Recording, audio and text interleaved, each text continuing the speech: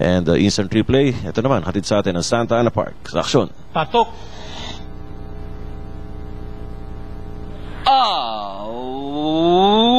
Away they go. Tukmo from the outside, rushing up sling.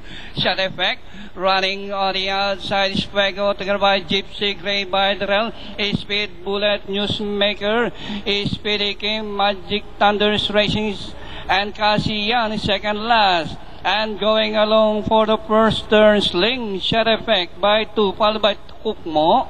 Gypsy Grace racing in third by Darrell. Rushing up Newsmaker, Fuego racing in fifth.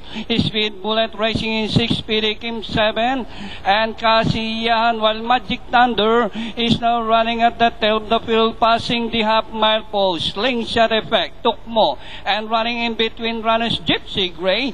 And on the outside for Newsmaker, Speed Bullet racing on the outside by the left, Fuego, Casian, Speedy Kim, and Magic Thunder. Rounding the far turn, Sling Shot Effect. Gypsy Gray is slowly but surely inching in on the outside as they pass the last 400. Gypsy Gray from the outside.